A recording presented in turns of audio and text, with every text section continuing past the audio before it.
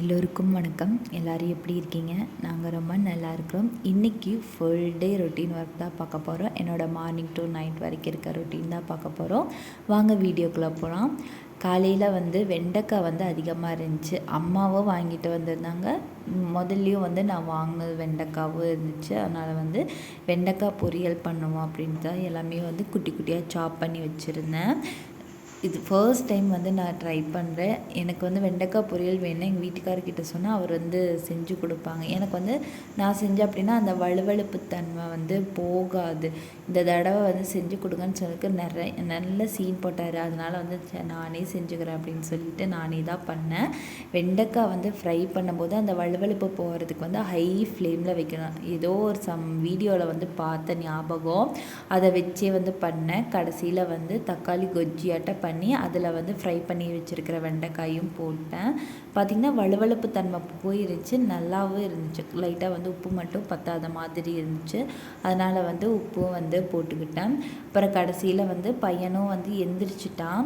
அவனுக்கு பாலும் காய்ச்சிட்டு அதே இதில் நான் ரைஸும் வச்சுட்டேன் சாப்பாட்டுக்கும்.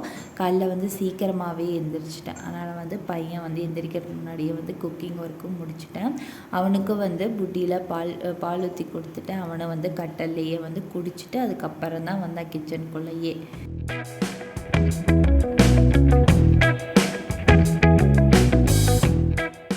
எங்கள் வீட்டுக்காரங்க கிளம்பும்போது தான் பையனும் எந்திரிச்சான். எப்பயுமே காலைல காஃபி மட்டும்தான் குடிச்சிட்டு போவார். அதனால் எங்கள் 2 பேத்துக்குமே பிளாக் காஃபி வச்சுட்டேன். குடிச்சிட்டு அவரை வழி அனுப்பிட்டு நானும் ஃப்ரெஷ்ஷப் ஆகிட்டு ஃபர்ஸ்ட் நான் தான் சாப்பிட்டேன். ஏன்னா பையன் அப்போ தான் எந்திரிச்சான். பால் குடிச்சிருக்கான். அதனால் கொஞ்சம் நேரம் ஆகட்டும்னு சொல்லிட்டு ஃபர்ஸ்ட்டு நான் தான் சாப்பிட்டேன். சாப்பிடும்போது தான் ஏதோ ஒரு ஃப்ளேவர் மிஸ் ஆகுதுன்னு நினச்சேன். எங்கள் அம்மா செய்யும்போது பூண்டு தட்டி போடுவாங்க. நல்லா இருக்கும் சாப்பிட்றதுக்கு. நீங்களும் இந்த மாதிரி வெண்டைக்காய் பொரியல் பண்ணும்போது நீங்களும் பூண்டு சேர்த்து பாருங்கள். ஃப்ளேவர் சூப்பராக இருக்கும். கடைசியில் நான் சாப்பிட்ருக்கும் போதே சாப்பிட விடலை. நானும் சாப்பிட்றேன்னு சொல்லிட்டு ஒரு ஸ்பூன் வச்சு நீட்டிகிட்டு இருந்தான். அதில் கொஞ்சம் கொஞ்சமாக வச்சு அவனு சாப்பிட்டான். நான் சாப்பிட்ருக்கும் போதே அவனுக்கு எகெயின் தூக்கம் வந்துடுச்சு. அதனால் தொட்டியில் போட்டு ஆட்டிட்டு அப்புறம் மறுபடியும் சாப்பிட்டேன். அப்புறம் பெருசாக எந்த ஒர்க்குமே இல்லை. ஏன்னா பாத்திரம் எல்லா வேலையுமே முடிச்சுட்டேன். அதனால் குளிச்சுட்டு ஃப்ரெஷ்ஷப் ஆகிட்டு வந்தாச்சு.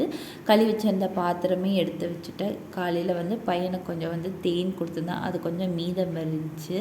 அது டிவி பார்த்துட்டே கொஞ்சம் சாப்பிட்ருந்தேன். மதியம் எங்கள் வீட்டுக்காரங்க வந்திருந்தாங்க. சாப்பிடலை. அவருக்கு உடம்பு சரியில்லைன்னு சொல்லிட்டு சாப்பிடவே இல்லை. வெறும் டீ மட்டும் வச்சு கொடுத்து அப்புறம் பன்னு கடையில் வாங்கிட்டு சாப்பிட்டு அவர் கிளம்பிட்டார். ஈவினிங் தான் ஒரு ஸ்ட்ராங்காக காஃபி போட்டு குடிச்சிட்டு இருந்தேன். பையன் பக்கத்து வீட்டுக்கு போயிருந்தான். பக்கத்து வீட்டுக்கு கெஸ்ட்டு வந்திருக்காங்க அப்படின்னு சொல்லிட்டு அங்கே தான் ஒரு 1 hour 1.5 hours அங்கே தான் விளையாண்டுட்டு இருந்தான்.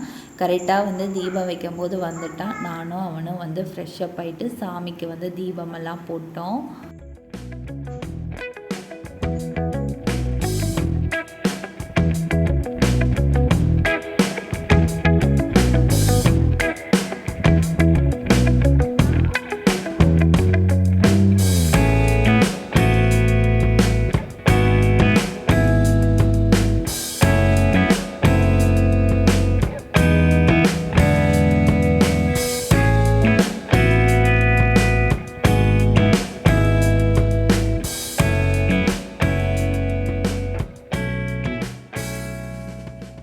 தீபமெல்லாம் போட்டு அவனுக்கு ஈவினிங் ஸ்நாக்ஸாக கருப்பட்டி பணியாரம் செஞ்சு கொடுக்கலான்ட்டு தான் மாவெல்லாம் வெளியே வச்சுட்டு போயிருந்தேன்.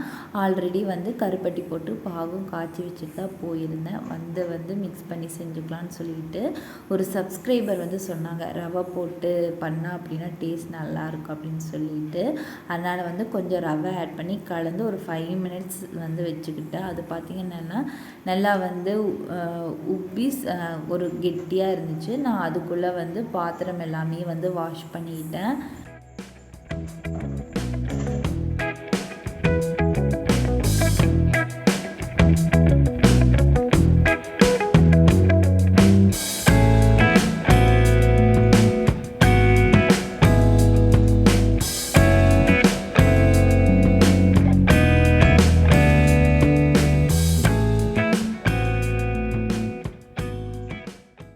அடுப்பில் வந்து பணியாரக்கல் வச்சுட்டேன். இன்னொரு பக்கம் வந்து கலந்து வச்சுருக்கிற மாவில் வந்து கருப்பட்டி பாகு வந்து சேர்த்துட்டேன். தண்ணியாக வந்து காய்ச்சி வச்சுருந்தேன். அதனால் வந்து கெட்டியாக இருந்தது, தண்ணியாட்டம் ஆயிடுச்சு. தோசை மாவு பதத்துக்கு ஆயிடுச்சு மாவு. அதுக்கப்புறம் வந்து கல் சூடானதுக்கப்புறம் ஒவ்வொரு குழியிலையும் வந்து எண்ணெய் ஊற்றிக்கிட்டு கலந்து வச்சுருக்க மாவு வந்து ஊற்றிக்கிட்டேன். போன தடவை வந்து ஸ்வீட் அதிகமாக போட்டிருந்தேன். அதனால் வந்து ஒன்று சாப்பிட்டா கூட திகட்டுச்சு. இந்த தடவை வந்து ஸ்வீட்டு வந்து அளவாக வந்து போட்டதுனால 1 இல்லை 2 3 பணியாரம் சாப்பிட முடிஞ்சிச்சு, திகட்டலை. ஃபர்ஸ்ட் டைம் செஞ்சப்போ நிறைய சொதப்பல் பண்ணிட்டேன். திருப்பி கூட போட முடியல, அந்த அளவுக்கு வந்து தண்ணியாட்டம் இருந்துச்சு. இந்த தடவை கூட பரவாயில்ல, ஓரளவுக்கு வந்து திருப்பி போட முடிஞ்சுச்சு. நான் வந்து என்ன செய்கிறேன் அப்படிங்கிறத வந்து அவனுக்கு பார்க்கணுன்னு ஒரு இன்ட்ரெஸ்ட்டில் தூக்க சொல்லிக்கிட்டு இருந்தான்.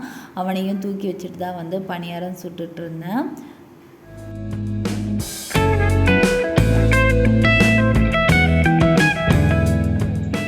பணியாரமெல்லாம் சுட்டு முடிச்சதும் ஃபர்ஸ்ட்டு ஒரு அடிசல் வந்து எடுத்ததுக்கப்புறம் வந்து மேலே தான் வச்சுருந்தேன். அவனையே வந்து கீழே எடுத்து வச்சு அவனாக வந்து சாப்பிட்ருந்தான். அப்புறம் பக்கத்து வீட்டில் வந்து பஜ்ஜி சுட்டாங்கன்னு சொல்லிட்டு கொண்டு வந்து கொடுத்துருந்தாங்க. அதனால் அவங்களுக்கும் வந்து ஒரு 4 5 பணியாரம் வச்சு அவங்களுக்கும் கொடுத்துட்டேன்.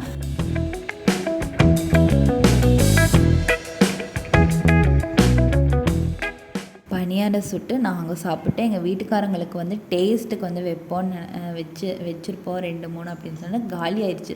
செய்ய செய்ய வந்து சாப்பிட்டதுனால காலி ஆயிடுச்சு. அப்புறம் வந்து அவருக்கு உடம்பு சரியில்லை. எப்பயுமே உடம்பு சரியில்லை அப்படின்னா இட்லியும் தேங்காய் சட்னியும் தான் கேட்பாங்க. அதனால் வந்து இட்லியும் தேங்காய் சட்னியும் தான் செஞ்சுருந்தேன். தேங்காயில் வந்து பருப்பு பெருசாக இருந்துச்சு, அதுவும் இல்லாமல் தேங்காய் ஸ்வீட்டாக இருந்துச்சு. நான் வந்து பச்சை மிளகா எதுவுமே போடாமல் தான் செஞ்சுருந்தேன். அதனால் வந்து சட்னி வந்து ரொம்ப டேஸ்ட்டாக இருந்துச்சு, ஸ்வீட்டாக. அவ்வளோதாங்க, இந்த விளாக் இதோட முடியுது. இந்த விளாக் உங்களுக்கு பிடிச்சிருக்குன்னு நான் நம்புகிறேன். இந்த மாதிரி என்னோடய டெய்லி ரொட்டீன் ஒர்க் பார்க்கணும் அப்படின்னா என் சேனலை மறக்காமல் சப்ஸ்கிரைப் பண்ணுங்கள். அப்படியே லைக்கும் போட்டு விடுங்க. தேங்க்யூ.